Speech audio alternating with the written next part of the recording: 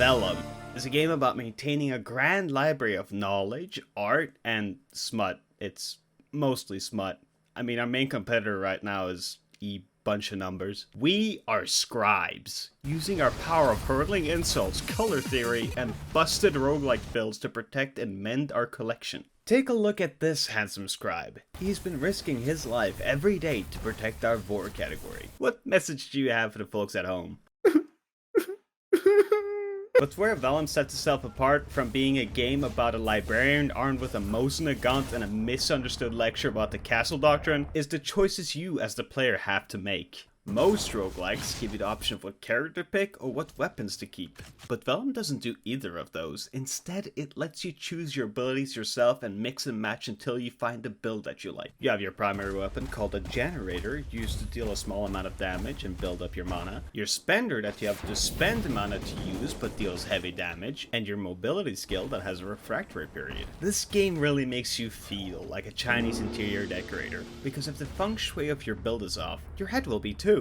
Your mobility skill is especially important. Have a long range build? Then your mobility skill should get you out of trouble. Close range? It should get you into trouble. Don't want to live in Sweden? It should be something that lets you not get molested while in trouble. But as always, most of your power is derived from what color your mood ring is. Only that, in this case, you are the mood ring. The choice of your signature color will affect everything from your signature move, what upgrades you have access to, and what neighborhoods you can enter. Going over every color would take forever, and some I just don't have anything to say about, so I'll give you some of my favorites. The blue color is all about applying blot.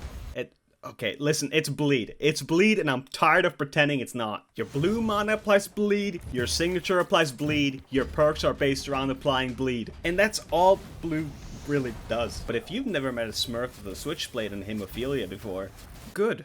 Red channels the diary of a fallen Waffle House employee, and bases his entire personality around being naked, tanky, and engaging in pre-mortem cannibalism. His red mana leeches health from anyone he hits, and his signature creates a health-draining AoE that follows him. This all makes a character that loves showing off his hobbies, violence and exhibitionism. So get out there and start role-playing as an Antifa member in a riot. Just don't take it too far.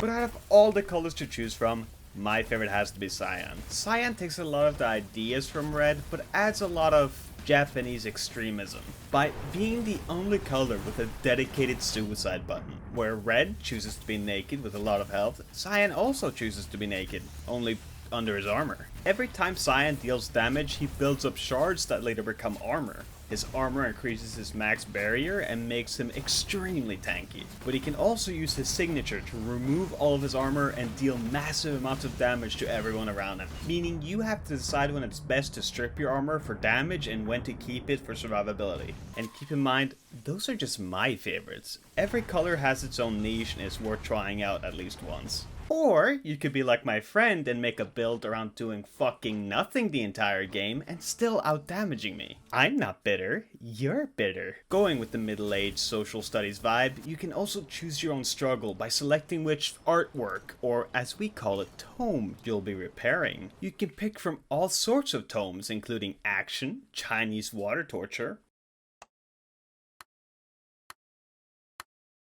romance, white woman romance, and horror. Your choice of tome will change what mechanics you'll have to deal with throughout your run and what team-wide buffs you can equip. Like when my team decides to choose health regeneration when I have no fucking health. But keep in mind, every time you get a team-wide buff, they do too. Once you find a loadout and a color you like, you can try your hand at the raids, where your ink flinging will be put to the test. Unlike the main game, the raids will always have the same rooms in the same order, but every room and boss is unique to that raid. You can also choose which buffs the boss receives, meaning they'll feel different each time you play. There's also some light puzzle work, but it was easy enough for us to figure out by stumbling around in the dark long enough. Keep in mind that just because the rooms are set in stone, doesn't mean your perks are. They're still random, and you get a lot fewer of them in the raids than you do in the tomes. Meaning, where a normal run can turn into a shit show real quick, raids will still turn into a shit show, but now you're the victim. All this adds up to you and your team needing to be way more careful about what offensive and defensive perks you pick and their synergies. You could play raids alone, but it's a lot more fun with friends. Plus, I'd hate to fight this fucking thing without revives. By the way, Did you know the time needed to revive you scales with how much health and barrier you have? My team sure knows when I go down with 400 barrier and now 2 glass cannons have to try to revive me without a living wall to hide behind anymore. So to sum it up like an IGN article, Vellum is a fresh take on the roguelite genre and is worth playing alone or with friends, or something like that. I didn't say much about the actual roguelite perk system because I mean, you're a smart boy. You know what a roguelite is. But the perks are still pretty unique, in-depth, and can synergize well with your color. There are even some unique overlapping perks if you and your team are running certain colors. There's a lot of secrets to discover in the hub, some pretty cool meta progression, and rewards tied to getting certain achievements for a specific color. And a lot more I couldn't fit here. And like most games I cover, the devs aren't done adding stuff yet. Knowing my luck, shit will get added at the end of making this video or right after because Aunt Hatred's timing is fucking impeccable. I like the game a lot more than I ever thought I would, and these days any semi-unique experience is worth giving a shot given modern gaming. Did you know Bungie's making an extraction shooter? Of course you didn't. Sorry for the long time this video spent in the oven. I recently got a new job that feels like role-playing Sisyphus. To save me from this torment, subscribe to my Patreon that doesn't exist. Or, you know, do the usual stuff that helps. Where was I? Vellum. Play it now.